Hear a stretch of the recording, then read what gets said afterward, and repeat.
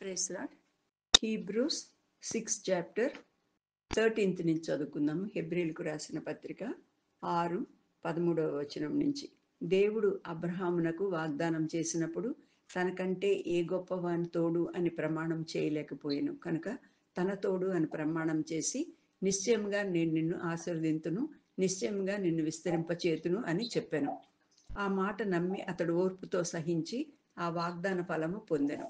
మనుషులు తమ కంటే గొప్పవాని తోడు అని ప్రమాణం చేతురు. వారి ప్రతి వివాదములోను వివాదాంశమును పరిష్కారం చేయనది ప్రమాణమే. ఈ విధముగా దేవుడు తన సంకల్పము నిశ్చలమైనదని ఆ వాగ్దానమునకు వారసులైన వారికి మరి నిశ్చయంగా కనుపరచవలనని ఉద్దేశించిన వాడై తాను అబద్ధమాడజాలని నిశ్చలమైన 2 సంగతులను బట్టి మన ఎదుట ఉంచబడిన నిరీక్షణను చేపట్టుటకు శరణాగతులమైన మనకు బలమైన ధైర్యం కలుగునట్లు ప్రమాణం చేసి వాగ్దానమును దృఢపరచెను. ఈ నిరీక్షణ నిశ్చలమును స్థిరమునై మన ఆత్మకు లంగరు వలె నుండి తెరలోపల ప్రవేశించుచున్నది. నిరంతరము మెల్కీసెదెకు క్రమం చొప్పున ప్రధాన యాజకుడైన యేసు అందులోనికి మనకంటే ముందుగా మన పక్షమున ప్రవేశించెను. క్రైస్తవురాలు క్రిస్టియానా అండ్ కృపావతి పిల్లలతో కలిసి వాళ్ళు క్రైస్తవ ప్రయాణాన్ని కొనసాగిస్తున్నారు. అనేక రకాల అనుభవాలు గుండా వెళుతున్నారు. మరి వీళ్ళకి కొత్తగా డాంబికుడు లేకపోతే డబ్బాచారి అన్న వ్యక్తి వీళ్ళ జీవితాల్లో కూడా ప్రవేశించినట్లు మనము చూస్తున్నాము. ఇలాంటి డంబాచారి అన్న వ్యక్తుల్ని మనం కూడా చూస్తూ ఉంటాము. నిజమైన సరి అయిన మారు మనసు లేని వ్యక్తులు. సంఘములో వాళ్ళు బయట లోకమంతా డంబాచారులతోనే నిండి ఉంది. అయితే సంఘంలో కూడా ఈ డంబాచారులు ఉన్నారు. ఎందుకంటే వాళ్ళకి స్వప్రయోజనం కొరకు ఈ సంఘాన్ని వాడుకునే వాళ్ళని ఈ డంబాచారి చూపిస్తున్నాడు. ఇక్కడ ఈ విషయంలోనైతే ఆమె ఎప్పుడు బట్టలు కుడతా ఉంది కాబట్టి దాని ద్వారా వచ్చే డబ్బుని ఆశించి ఆమెను పెళ్లి చేసుకోవాలని అనుకున్నాడు. అయితే ఎప్పుడైతే సరైన వాక్యం ద్వారా జవాబిచ్చిందో ఆ వాక్యం ద్వారా నేను పరలోకమందే ధనం సమకూర్చుకుంటున్నాను అన్న వాక్యం ద్వారా సమాధానం ఇచ్చినప్పుడు ఆమెను విడిచి వెళ్ళిపోయినట్లు కూడా చూస్తున్నాము. కాబట్టి ఇక్కడ అనేక గొప్ప పాఠాలు నేర్చుకుంటున్నాము. తర్వాత మనం ఎలా జాగ్రత్త పడాలో ఇలాంటి డంబాచారులు అంటే పైకి భక్తి వేషము ధరించి వాళ్ళ స్వప్రయోజనం కోసము మనతో మంచిగా మాట్లాడే వాళ్ళని గురించి ఈ డంబాచారి చూపిస్తున్నాడు. తర్వాత క్రైస్తవురాలు వాళ్ళు వచ్చి వెళ్ళిపోయాడా మళ్ళీ వస్తున్నాడా అంటే ఇంకా రావటం లేదు, వెళ్ళిపోయాడు అని చెప్పినప్పుడు వివేకి ఇంకో విషయం చెప్తుంది. అమ్మ, మేము ముందే అనుకున్నాము నువ్వు ఎప్పుడైతే సరైన జవాబిస్తావో, పరలోకంలో ధనం గురించి జవాబిస్తావో అప్పుడు రాడు అన్న విషయాన్ని మేము గ్రహించాము. అయితే ఇంకొకటి నువ్వు తెలుసుకోవాల్సింది ఏంటంటే ఇప్పటి నుంచి నీ మీద చెడు ప్రచారం చేస్తాడు. నువ్వు నీ క్యారెక్టర్ గురించి కానీ లేకపోతే నీ స్వభావాన్ని గురించి కానీ లేకపోతే నీ విషయంలో ఏదో ఒక తప్పులు బట్టి నీ గురించి చెడు ప్రచారం చేస్తాడు. ఎవరైతే వాళ్ళ మాటలు మనం ఎప్పుడైతే వినలేదో లేకపోతే ఈ దుష్ప్రవర్తనకి మనం ఒప్పుకోమో, వాళ్ళలో మనం చేరము, అలాంటప్పుడు వాళ్ళు మనల్ని శత్రువులుగా భావిస్తారు. తర్వాత దుష్ప్రచారం నీ గురించి చెడు సంగతుల్ని వ్యాపింపచేస్తాడు. దానికి నువ్వు సిద్ధంగా ఉండాలి, దానికి నువ్వు భయపడకుండా నిలబడాలి అన్న సంగతిని సంఘంలో వివేకి చెప్తుందనమాట. కాబట్టి మనం కూడా ఆ సంగతి చూస్తూ ఉంటాము. మొదటి పేతురులో కూడా ఆ మాట రాశాడు. పేతురు కూడా మనకి ఒక సంగతిని మనకి బయలుపరిచాడు. మొదటి పేతురు 4:4 అపరిమితమైన ఆ దుర్వ్యాపారమునందు తమతో కూడా మీరు పరిగెత్తకపోయినందుకు వారు ఆశ్చర్యపడుచు మిమ్మును దూషించుచున్నారు అని ఇక్కడ రాయబడింది. ఏదన్నా ఒక చెడు పనికి పిలిచినప్పుడు లేకపోతే ఇంటికి వచ్చి మనకి ఏదన్నా చెప్పి వాళ్ళ దానిలో చేరమని అడిగినప్పుడు మనము నిరాకరించినప్పుడు, వాళ్ళని దూరం పెట్టినప్పుడు, మనం వాళ్ళతో సహకరించినప్పుడు నెక్స్ట్ ఏం చేస్తారంటే వాళ్ళు మనల్ని శత్రువులుగా భావించి వాళ్ళు దూషిస్తారు అని పేతురు కూడా రాస్తున్నాడు. కాబట్టి ఈ విషయాల్లో కూడా మనం చాలా జాగ్రత్తగా ఉండాలి. తర్వాత అక్కడ వాళ్ళ సుందర భవనం అనే సంఘంలో కొన్ని దినాలు ఉంటారు. చాలా విషయాలని వాళ్ళు నేర్చుకుంటారు. వివేకి భక్తి, ప్రేమ, నిజమైన భక్తి ఎలా ఉండాలి, నిజమైన ప్రేమను ఎలా చూపించాలి, ఇవి విషయాలన్నీ కూడా తెలుసుకున్న తర్వాత వాళ్ళు కొన్ని వస్తువులు చూపించి ఆ వస్తువుల్లో ఒక బంగారు లంగర్ యాంకర్ అంటారు కదా, యాంకర్ అంటే ఇట్లాగా స్ట్రెయిట్ ఇట్లా ఉండి దానికి ఇట్లాగా యారో మార్క్ లాగా ఉంటుందన్నమాట. అటువైపు ఇటువైపు కొక్కాలు కూడా ఉంటాయి. తర్వాత ఆ లంగర్ని యాంకర్ని వాళ్ళు ఇస్తారు. బంగారు యాంకర్ అంటే ఆ లంగరు అంటే అది బంగారం మెడలోనే ధరించుకోవడానికో లేకపోతే దానికి కాదు. కానీ ఈ బంగారు లంగరు లేకపోతే గోల్డెన్ యాంకర్ అది ఏం చూపిస్తుందంటే అది ఒక మనకి సాధనము లేకపోతే ఒక నిరీక్షణ చూపిస్తుంది. గోల్డ్ అంటే it is very very precious అని కదా, ఎంతో ప్రశస్తమైనది, విలువైనది, అవసరమైనది. కాబట్టి గోల్డ్ అంతా కూడా కొని ఎందుకు పెట్టుకుంటారు? మామూలుగా ఈ బంగారం అంతా కూడా ఈ ఏ దేశం గొప్పది అని తెలుసుకోవాలంటే వాళ్ళ దగ్గర ఎంత డబ్బు ఉంది అని కాదు. డబ్బు ఉంది అంటే ఆ డబ్బుని ప్రింట్ చేసుకోవచ్చు కదా, ఎంతన్నా వాళ్ళ ప్రింటింగ్ ప్రెస్లు ఉంటాయి కాబట్టి మనం కోట్ల రూపాయలు ప్రింట్ చేసుకోవచ్చు. మా దగ్గర ఇంత డబ్బు ఉంది అన్న దాని మూలంగా ఏం విలువ ఉండదు. కానీ ఒక దేశము గొప్పతనము వాళ్ళ దగ్గర అంత బంగారపు నిల్వలు ఉన్నాయి అన్న విషయం మీద తెలుస్తుందన్నమాట. బంగారపు నిల్వలకి సమాంతరంగా నోట్లు కూడా ప్రతి దేశం కూడా ప్రింట్ చేస్తుంది. మన దగ్గర ఒకవేళ బంగారం లేదనుకోండి, రిజర్వ్ బ్యాంక్ ఏం చేస్తుందంటే ఇతర దేశాల నుంచి బంగారం అప్పు తెచ్చుకొని రిజర్వ్ బ్యాంక్లో దాచుకొని మళ్ళీ మనకి బంగారపు నిల్వలు పెరిగినప్పుడు మళ్ళీ దాన్ని కూడా ఇచ్చేస్తుంది. కాబట్టి ఈ బంగారం అనేది చాలా ప్రశస్తమైనది, అవసరమైనది. ఒక దేశ ఆర్థిక వ్యవస్థకు కానీ మన ఆత్మీయతకు కానీ ఈ బంగారు లంగరు అక్కడ అవసరమైంది. ఈ బంగారు లంగరు అంటే ఒక నిరీక్షణ అనుకున్నాం కదా, దాని గురించి హెబ్రీ 6వ అధ్యాయంలో కొన్ని విషయాలను ఇక్కడ పౌలు రాసినట్టు చూస్తాం. పౌలని చెప్పలేం కానీ, ఎందుకంటే హెబ్రీ పత్రిక ఎవరు రాశారో మనకు తెలియదు. కానీ ఎందుకంటే దానిలో మొదట్లో సంబోధన లేదు. ప్రతి పత్రికకు కూడా పౌలు రాస్తే పౌలని నేను ఇట్లా రాస్తున్నాను, నా స్వహస్తములతో రాస్తున్నాను, నాతో పాటు వీళ్ళు కూడా ఉన్నారు, అలాంటి మాటలతో మొదలు పెడతాడు. కానీ ఇక్కడ ఎవరు రాశారో తెలియదు. కానీ రాసిన విధానం అంతా కూడా పౌలు రాసిన విధానం లాగానే అనిపిస్తుంది. కాబట్టి పౌలుకే ఇది చెందిందని భక్తులు, పండితులు, బైబిల్ పండితులు చెప్తారు. కాబట్టి ఇక్కడ ఏమి రాస్తున్నాడంటే ఈ హెబ్రీ అంతా కూడా దేవుని యొక్క సంపూర్ణతని, దేవుని యొక్క పరిపూర్ణతను గురించి రాస్తున్నాడు. ఆ దేవుని యొక్క పరిపూర్ణతని దానికి ఇంకొక పేరు కూడా ఇచ్చారు, విశ్రాంతి లేకపోతే పరమ కనాను అన్న విషయాన్ని కూడా రాస్తాం. ఇశ్రాయేలీలు ఐగుప్తు నుంచి బయలుదేరి వచ్చి కనాన్లోకి ప్రవేశించారు.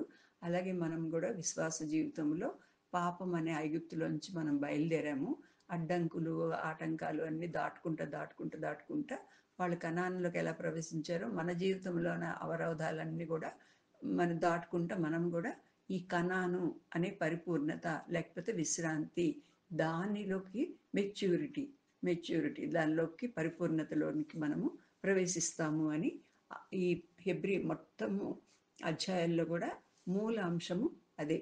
సాగిపోదము, పరిపూర్ణతలోనికి సాగిపోవదము, లేకపోతే will go in to maturity అన్న విషయాన్ని మనము ఇక్కడ చూస్తున్నాము. దానికి మనము 6వ అధ్యాయంలో పైనుంచి చదువుకుంటా వస్తే మనం ఒకసారి కూడా చదువుకున్నాం కదా, మార్మన్స్ పొందట కొన్ని విషయాలు రాసి అవన్నీ కూడా ఫౌండేషనల్ డాక్ట్రిన్స్ అంటే అవి మూలోపదేశాలు. ఆ మూలోపదేశాల దగ్గరే ఆగిపోవద్దు, తడబడొద్దు, అక్కడ ముందుకెళ్ళిపోండి అని చెప్తా ఉన్నప్పుడు 9వ వచనం నుంచి చూసినట్లయితే మీకు అర్థం అవ్వాలంటే ఉదాహరణ కూడా చెప్తాను అని అబ్రహాం యొక్క ఉదాహరణ తీసుకున్నాడు. అబ్రహాం ఉదాహరణ తీసుకొని 13వ వచనంకి వచ్చేటప్పటికి దేవుడు ఏం చేశాడంటే నీకు ప్రామిస్ చేశాడు, నీ సంతానం విస్తరింపజేస్తాను, నీతో పాటు ఉంటాను అని ప్రామిస్ చేశాడు. అంటే వాగ్దానం చేశాడు. వాగ్దానం చేసిన తర్వాత ఆ వాగ్దానాన్ని నేను తప్పనిసరిగా నెరవేరుస్తాను అని దేవుడు ఒక ప్రమాణం కూడా చేశాడంట. ఓత్ ప్రమాణం కూడా చేశాడనమాట. మనము మినిస్టర్స్ కానీ, ప్రైమ్ మినిస్టర్ కానీ, ఎమ్మెల్యేలు కానీ వాళ్ళు ప్రమాణ స్వీకారోత్సవము అని ఉంటుంది కదా, వాళ్ళు ఏం చేస్తారు, ఓత్ సెరమనీ అంటారు. ఓత్ టేకింగ్ సెరమనీ అంటే మేము మా గవర్నమెంట్ వాళ్ళం ఇవి చేస్తాము ఈ వాగ్దానాలన్నీ ఇస్తున్నాము అని చెప్పేసి నేను సో అండ్ సో అని నేను జగన్మోహన్ రెడ్డి, చంద్రబాబు నేను ఇలాగ ప్రమాణం చేస్తున్నాను అని రాజ్యాంగం సాక్షిగా ఏదో ఒక సాక్షిని పెట్టుకొని వాళ్ళు అలా చేస్తారనమాట. కాబట్టి దీనిలో ముఖ్యమైన విషయాలు 2 ఉన్నాయి. వాగ్దానం చేయటము, వాగ్దానం నెరవేరుస్తానని ప్రమాణం చేయటం, ఆ విషయాల గురించే రాస్తున్నాడు. ఇప్పుడు 16వ వచనంలో ఏమంటున్నాడు, మనుషులు ఏదన్నా వాగ్దానం చేశారనుకోండి, లేకపోతే ఇలా నేను నిజం చెప్తున్నాను, ఇలాగ నేను చేయలేదు, లేకపోతే ఇలా చేస్తాను అని చెప్పినప్పుడు ఏం చేస్తారంటే, మన ఇండియాలోనైతే తలతోడు అని ఒట్టు పెట్టుకుంటారు, లేకపోతే తల్లి తోడు అని ఒట్టు పెట్టుకుంటారు. అంటే తల్లి మీద ప్రమాణం చేస్తే ఆ ప్రమాణం తప్పితే తల్లికి ఏమన్నా అవుతుంది కదా, కాబట్టి తల్లి తోడు అని మన దగ్గర ఇండియా అలవాటు. పాశ్చాత్య దేశాల్లో వాళ్ళు ఆకాశము తోడు, భూమి తోడు, దేవుని తోడు అని కూడా ప్రమాణాలు చేస్తూ ఉంటారనమాట. ఇప్పుడు దేవుడు వాగ్దానం చేస్తున్నాడు. మనమైతే మన అమ్మ తోడు అని, మనము తల తోడు అని ప్రమాణాలు చేస్తాము. మనకన్నా గొప్ప వాళ్ళ తోడని ప్రమాణం చేస్తాము. మరి దేవుడు ఎవరితో ప్రమాణం చేయాలి? దేవుడి కన్నా గొప్పవాడు ఎక్కడ ఉన్నాడు? లేడు కదా. అందుకని దేవుడు ఏం చేస్తున్నాడంటే, మనుషులు తమకంటే గొప్పవాని తోడని ప్రమాణం చేస్తారు, కానీ దేవుడు ఏం చేశాడంటే తనకన్నా గొప్పవాడు లేడు కాబట్టి తన తోడని తను ప్రమాణం చేసి ఈ సంగతులన్నిటిని కూడా చెప్తున్నాడు. ఏదన్నా వివాదం వస్తే చివరికి ఏమంటారు, ఇంక వివాదం తెగట్లేదు అనుకో, నువ్వు చేయలేదు దొంగతనం అంటే ప్రమాణం చేయి చూడు అంటారు. లేకపోతే పల్లెటూరులోనే నిప్పుల మీద పెట్టు చెయ్యి, అట్లాంటివి కూడా చేస్తూ ఉంటారు. నీ చేయి కాలకపోతే నువ్వు నిజంగా నీ, లేకపోతే విషం ఇచ్చి తాగి చూడు, అట్లాంటివి కూడా చేస్తూ ఉంటారు అనమాట. కాబట్టి ఏదన్నా వివాదాంశాన్ని పరిష్కారం చేసేది ప్రమాణమే కదా అని ఈ 16వ వచనంలో రాసుకుంటున్నాడు. కాబట్టి అబద్ధం మాడజాలంటే నిశ్చయమైన రెండు సంగతులు అంటున్నాడు. ఆ రెండు సంగతులు ఏంటి? ఒకటి, హీ హాజ్ ప్రామిస్డ్, ఒకటి వాగ్దానం చేశాడు. రెండోది, హీ హాజ్ ప్రమాణం కూడా చేశాడు. వాగ్దానం చేశాడు, ప్రమాణం చేశాడు. ప్రామిస్ అండ్ ఓత్, రెండు విషయాల గురించి మాట్లాడుతున్నాడు. కాబట్టి ఎందుకు ఈ అబ్రహాంకి అయితేనేమో సంతానం కలుగు చేస్తాను, విస్తరింపజేస్తాను అని ప్రమాణం చేసి వాగ్దానం చేశాడు. మరి మనందరికీ ఏమైనా వాగ్దానం చేశాడు? ఒక నిరీక్షణ ఉంది, మీరందరూ కూడా విశ్రాంతిలో ప్రవేశిస్తారు, పరమకానాను ఉంది, యోర్దాను దాటి మనము అక్కడికి వెళ్తాము. ఈ జీవిత యాత్రలో చివరిలో మరణ నది దాటాలి, యోర్దాను నది దాటాలి, దాటిన తర్వాత విశ్రాంతి నిలిచి ఉన్నది. దేవుడిచ్చిన వాగ్దానాలన్నీ కూడా నెరవేరినాయి. ఈ లోకానికి వస్తా అన్నాడు, వచ్చాడు, శిలువ మీద చనిపోతా అన్నాడు, తర్వాత చనిపోయాడు, పాతిపెట్టి లేపబడతానన్నాడు, అది నెరవేరింది. తర్వాత దేవుడు సంఘాన్ని అన్నాడు, తర్వాత పరిశుద్ధాత్మను పంపిస్తానన్నాడు, పరిశుద్ధాత్మను పంపించాడు. అలాగే వాగ్దానాలన్నీ కూడా నెరవేరుతున్నాయి. కానీ ఇంకొక వాగ్దానము మిగిలింది. ఆ వాగ్దానం ఏంటంటే, మీరు విశ్రాంతిలో ప్రవేశిస్తారు. అదొక్క వాగ్దానం ఉంది. ఆ వాగ్దానాన్ని రెండు సంగతులను బట్టి ఇక్కడ 18 ఉంది కదా, బలం శరణాగతులమైన మనకు బలమైన ధైర్యం కలుగునట్లు ప్రమాణం చేసి వాగ్దానమును దృఢపరిచాడు. మీకు విశ్రాంతి నిలిచి ఉంది అని దేవుడు ఏం చేశాడు? ప్రమాణం చేసి వాగ్దానాన్ని చేశాడు. ఈ నిరీక్షణ, ఏ నిరీక్షణ? మనం ఒక రోజు will enter into the maturity, enter into the రెస్ట్లోకి ప్రవేశిస్తామని.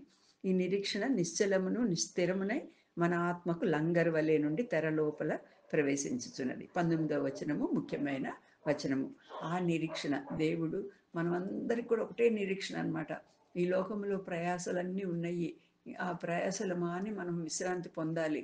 దేవుని దగ్గరే ఆ విశ్రాంతి, పరమకణాల్లో. అప్పుడు ఆ మెచ్యూరిటీ కూడా అనుభవిస్తాము. ఇప్పుడు ఈ లోకంలో ఎంత జాగ్రత్తగా జీవించినా కూడా ఎక్కడొక చోట లోటుపాట్లు ఉంటూనే ఉన్నాయి. ఆఖరి శ్వాస విడిచే వరకు మనము ఆ ఫుల్ మెచ్యూరిటీని మనం అందుకోలేకపోతున్నాం. దేవుడు ఏదైతే పెట్టాడో పై అంతస్తు, ఆ అంతస్తును మనకి కొంచెం చాలా మంది చాలా తక్కువ పడుతున్నారు. అంత మెచ్యూరిటీ ఉన్న వాళ్ళు కూడా ఎక్కడో ఒక చోట తప్పిపోతూ ఉంటారు. కాబట్టి అది ఉంది. అయితే మనకొక నిరీక్షణ ఉంది. ఆ నిరీక్షణ విశ్రాంతిలో ప్రవేశిస్తామన్న నిరీక్షణ ఎట్లా ఉందంటే, మన ఆత్మకు లంగర్ లాగా ఉంది. లంగర్ అంటే ఏంటి? పడవ నడిపే వాళ్ళకి బాగా తెలుస్తుంది. వాళ్ళు ఏం చేస్తారంటే, పడవ స్థిరంగా ఉండాలి అంటే ఏం చేస్తారంటే, ఒక లంగరు చెప్పాను కదా, ఇట్లా ఉండి బలంగా ఉంటుంది అనమాట.